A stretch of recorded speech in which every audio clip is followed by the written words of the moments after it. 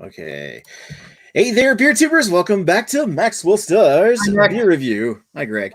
Tonight, we're got a treat for you. This is actually a beer that was sent to me by Redbeard here, wearing the full garb. Actually, you might as well just stand up and show your shirt, because no, he's got no pants on. We're doing the Lake of the Woods Forgotten Lake Blueberry Ale.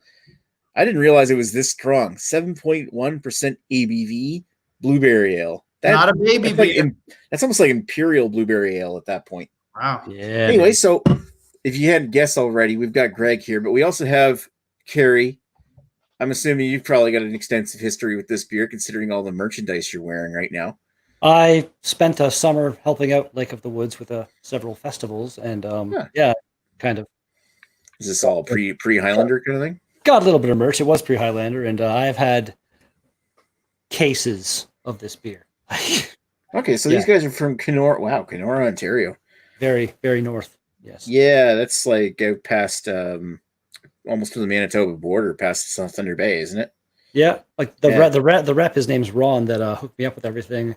He used to live here, and whenever he wanted to go to the brewery, he would just fly to Winnipeg, I think, and drive to the brewery, because it's about 1,000 times faster than driving there from here, because it's holy crap, 14-hour drive or something. Yikes! All right, yeah, that's. I remember when I drove across Canada in 2006. I stopped at Kenora for gas. that's how I remember the name.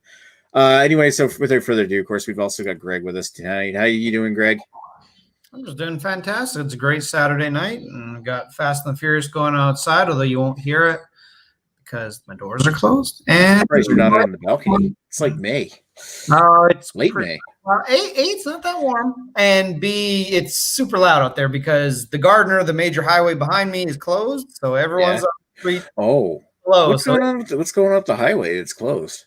They do it twice a year for maintenance. They just do all the potholes and all that stuff. So it's actually not even that bad this year because everyone's supposedly still staying at home, but it's still pretty loud. And my wife, you might hear some noise from that room because she's getting drunk with her friends. It's one of her friends' birthday, and they're doing a Zoom drunken chat, and hopefully she won't be throwing up tonight. All righty. So let's pan it back to me here for now. I'm going to read some of the comments here, starting with David Peterson says, hello from Lake of the Woods Brew Co. Brewer. Hey, welcome aboard to see what abomination that we can make about of a beer review on YouTube. Starring Redbeard. I'm pretty sure Lee Russell. I'm going to blame him for this. Cheers, man. Very many cheers. That's awesome. All right. Next comment, we got Craig is in the comments from Kent Beer Reviews in England. He is saying, "Cheers, brothers." Cheers, Craig. And Bonnie Nordval enjoying some now. Nice. Awesome. All right. I don't know why you're ignoring. They also related to the brewery. I know Carrie had posted something to the brewery. So, all right. So cracking these open, let's give this a pour and see if it looks good. Wow, that looks blueberry as fuck. Oh, am I allowed to swear on this channel? I can't remember. Yeah, you're allowed to swear on my channel. Oh, okay, blueberry as fuck. Jesus Christ. A little dust on that glass, but whatever. Wow, that's pretty strongly colored. I mean, it's not like outright purple, but it's got this kind of like hard to see in this light. Kind of like a dark, almost like skewing towards reddish blue, or not reddish blue, amber. I'm going to switch to this view. Looks nice. What do you guys think? I love the look of this beer. It's got a haziness to it. Like they use a lot of blueberries that I believe one of the First Nations people supplied them with a lot of their blueberries in that area. Oh yeah, cool. The Forgotten Lake is actually it's a lake that apparently you can only get to by this kind of plane. That's on the picture of the can there, and it's like this super world renowned place that people pay money to go to in the summer and fish and stuff like that. I believe. Okay. I don't know. I'm not loving the look of this beer, but it looks like a blueberry beer, but it's not like overpowering with the smell of blueberry, but it's got some definite blueberry aroma there. Yeah, you get this nice like tart blueberry smell. Touch sweet. Not very strong. Like it's not as like you guys had Hammond Rivers blueberry ale. It's not as in your face of the blueberry fruit as that, but that's also not a still 7.1% nice. beer. Yeah, it's still not a 7.1. Like that doesn't come through. You never know by the smell that this is a stronger beer at all. But yeah, it smells nice. Let's do it. Yeah, let's put her down the hatch. Cheers. Many cheers. Ooh, wow.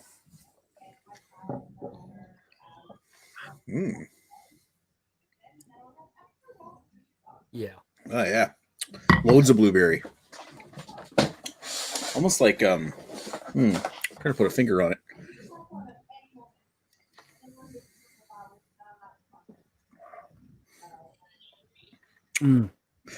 I'm pretty sure the way to do it is that they make a strong blonde ale and then blueberry the hell out of it.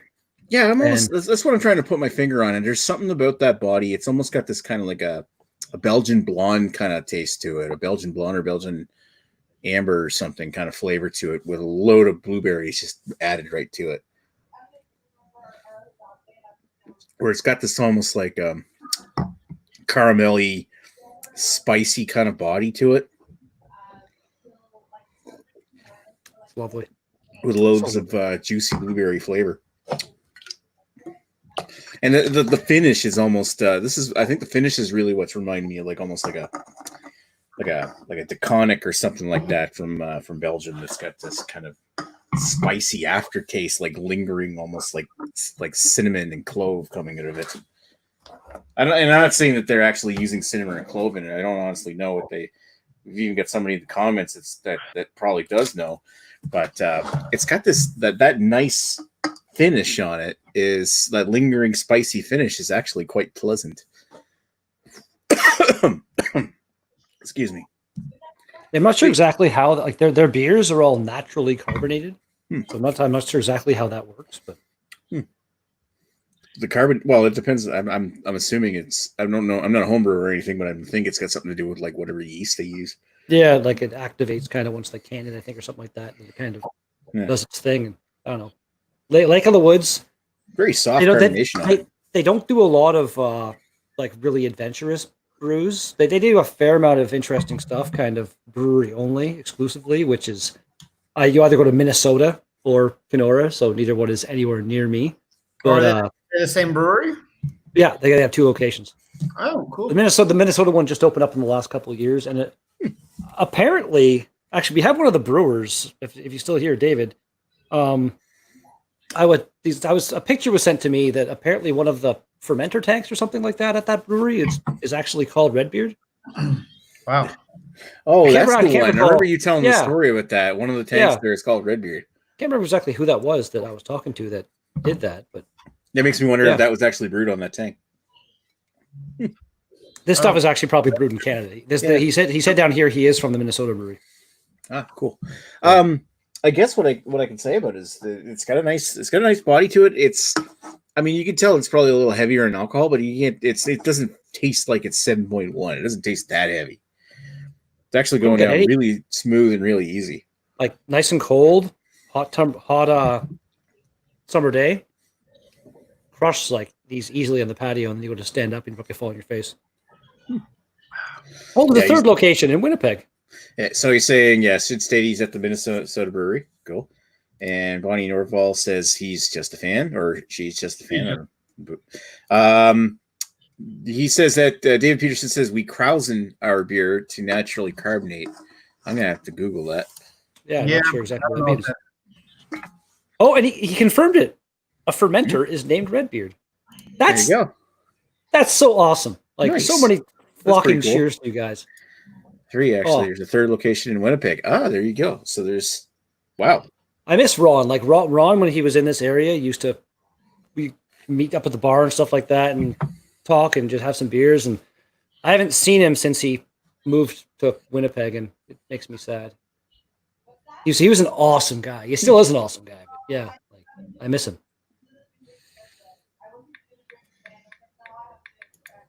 Yeah, I'd have to look up more of it. It's kind of like a German word for curly. Describes the foamy beer build up on the surface of the beer that occurs in fermentation caused by the yeast. I wondered if it had something to do with the fermentation. Anyway, well, I'm getting off topic here. So yeah, that's cool. Fermenters named Redbeard. I gotta say, I like this. This is actually a pretty solid blueberry beer, and this is one of the blueberry beers that makes me think that Ashley is totally wrong about blueberry beers. I think when it comes up, you really want to know what the hell old mine is? I think I told you guys before the show. You're enjoying it, so this is... I'm still enjoying it, yeah, but mine was brewed last August. Yeah, so it holds up. And I gotta say, like, usually when a beer gets that old, it starts to develop a weird taste to it. Yours is... Oh, it's not overly coffee, so... I got the exact same date as Greg. That's kind of cool. There you go. Anyway, yeah, it's held up. And this is one of the beers, as I was trying to say before I got interrupted by Redbeard. Fuck you. Fuck you. Stop interrupting. Fuck you.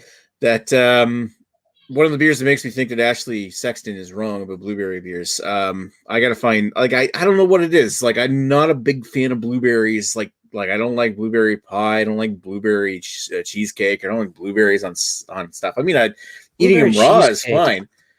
Yeah, but the thing is, when it comes to beer, I actually really like blueberry beers. And not because the running joke with Hammond River, the brewery around here, Hammond River, making this blueberry ale that people keep making fun of me for, which you guys had last year when I brought it up. I don't remember if we liked it or not, though. For some reason, I remember. Yeah, everybody liked it. Yeah, it wasn't nothing wrong with it. Yeah, like again, like blueberries. Yeah, it wasn't fantastic or anything. Like you didn't blow your mind. Like the first time I ever had it was pretty fantastic because I had it on tap and he had just made it with fresh blueberries. First time he ever made it. Anyway, we're getting way off topic here. I gotta say, I really like this beer. I'm gonna give that a 4 out of 5. That's solid. I would highly recommend that, and kind of wish I could get more of that because that would be a great summer beer. For 7.1%, you can't tell. That would only take a couple to get you drunk. No, and it's I think the store I paid $3.60 a can for it, so it's that's a little bit more than your typical beer in Ontario, isn't it?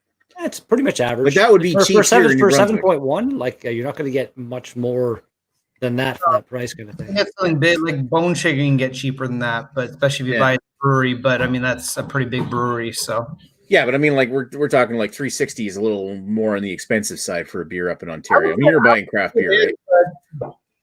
I would say, I mean, like 10 bitter years from Black Oak, I think is 8, and I think they're $3.25. So it is a little on the pricier side, but is what it is. Yeah. Well, I think sourcing the blueberries for the beer is probably a bit more pricey than just making a bit of a higher ABV IPA. I think that's true. I think fruit does cost more to make. I think it's one of those more expensive ingredients. Absolutely. David Peterson saying Forgotten Lake is one of my top 3 favorite beers of yours. What are the other 2 beers? Out of curiosity. That'd be kind of interesting to know. I actually don't see that comment yet. Yeah, neither do I. Stupid StreamYard. I got the actual stream open over here in my tab. Okay. Anyway, yeah, here we go. Here's the comment now. Oops. Wrong comment. Forgotten Lake is one of my top 3 favorite beers of ours. Okay, yeah, let me know what the other ones are, because I think I could have sworn I've had one other beer from Lake of the Woods. I can't remember what it is. Did they ever show up at one of the Albino Beer Fests? I don't think they did. I wouldn't know. I have no idea. I know that like in the as far as LCBO ones, the ones that you may have found, Big Timber is their IPA. It's a solid IPA. I don't think I had that one. It's a kind of an old school. I have to look it up. Their Lakeside Kolsch is in the LCBO, and you had Mr. Canoehead, the red ale. No, that's Sleeping Giant. Oh shit, you're right. Damn it. Whatever it was. Oh, and his 2 other favorite beers are Cabin Fever #1 and Channel Marker #2. So they sound like brewery-ish only beers. I've never heard of either one of those. I feel like I've heard of Channel Marker maybe. Cabin Fever sounds familiar, but I don't know if I've had that. I never tapped it, obviously. Yeah, so it would have to be something I would look up. That said, I mean, it's not a brewery that really sends a lot of stuff out my way to New Brunswick, so it's like it is a treat to try something like this every once in a while. So I gave my rating a 4 out of 5. What would you give it there, Rouge Beard? I'll full screen you for a second. I'd probably go like they've got the ingredients, they got the date, so they got everything I like. It's a very solid beer. I'd probably go like goddamn your 5 rating? 4.25 or something like that. And somewhere in the 8.5, 8.75 range if you're at a 10. Okay. So, yeah, it's good stuff. All right. And Greg, I know Redbeard's done a lot of the talking tonight, but I'm going to be the one representing Ashley Sexton here. Oh, for fuck's sake. Very beers. I'm going to be the same opinion. I don't like this at all. I think it's terrible. Well, you're terrible, but still. I am terrible, but I'm going to say the first thing, I've never found a blueberry beer I liked. I think my very fuzzy memory is that the Hammond River one we tried was probably the best one I've had, and even I didn't like that one that much. I think blueberry and strawberry are shit fruits. You shouldn't brew with them. My own personal opinion. Just go for raspberry. It's always better. I think this is a fine beer. I think it's 7.1. I think you can knock this back really quickly, as I've knocked most of it back already, and it's refreshing. To me, it kind of tastes like a lager, just with some fruit thrown in. That's what I'm getting. My stupid palate. But it's not for me. I'll never drink this again unless I have to for some reason. I'll give it a 5 out of. Sorry, not out of 5. It's a 2.5 out of 5, and I'm probably being generous on that. And again, nothing against the brewery. I think I had their IPA and I liked it, but this is not the style that I'm ever going to give a high rating to. And all hail Ashley Sexton. I'm upholding your beliefs. Nice. All right, so let's pan back out to the main group. I'm going to read some of the rest of the comments here. David Peterson says Cabin Fever is a cream ale. Channel Marker is a light lager. Okay. And the Booze Reviews, Dan is in the chat saying lies, Greg lies. I did put it up there while Greg was finishing up his. I do lie about this. Booze Review says go for raspberry. Tell that to New Ontario. That's good. Let's see. You know what? Razzle Dazzle. Was it Razzle Dazzle? Yeah, that was actually, in my opinion, a pretty solid raspberry IPA. My review got screwed up, so I didn't get a review out on it. But like that one's on you, Dan. That one had a decent amount of raspberry flavor in it for sure. Like Dan screwed up the Hammond River blueberry too. So I just passed the panic line on my glass. One of the cool things about this Lake of the Woods glass, I can shout out here. They have a panic line. It works well as like this. I was given this by Ron at a festival, and it works out because the panic line is also like the exact same amount of beer that was like to be poured for. I just got to pan over to Red Beer just so that anybody here watching from Lake of Bays can admire that Red Beer is currently coated in your fucking merch. Yeah, Lake of the Woods glass, hat, shirt, beer, shirt representing the specific beer we're drinking. So you don't like that brewery, do you? I love these guys. I really do. Yeah, free stuff. I'll give all their beers 10 out of 10. I did not give this a 10 out of 10. I don't think I've given any. Actually, I did. I had just before this whole COVID thing happened. The last beer fest I was at was the Sudbury Micro Brew Festival, I think it's called, and Lake of the Woods was there with some Imperial Stout that I did a review on. I don't know if I ever actually published. I need to get on my phone and find that file. But that was a damn good beer, and I may have given that one a 10. I can't recall. But, yeah, like Lake of the Woods, they make very solid beers. Nothing that really blows my mind. But the combination of the really good, solid beers and the amazing people I've met from that brewery make it just, I love these guys for sure. Funny thing with a lot of fruit beers and raspberry included is sometimes when they do fake raspberry taste as opposed to actually adding the fruit in, it ends up with a better beer because I think fruit in general can be temperamental. Yeah, I'm the other way around where I find the real blueberry character. This one makes it better, but still. Like I kind of agree with you, Greg. Like I've had raspberries can be very, very different in flavor depending on what bush they came from, kind of thing. It's like blueberries. Like if you find, I find that the tiny little blueberries. Depending are usually way more tart, and the bigger the blueberry, it's more kind of a sweet experience. So it depends on.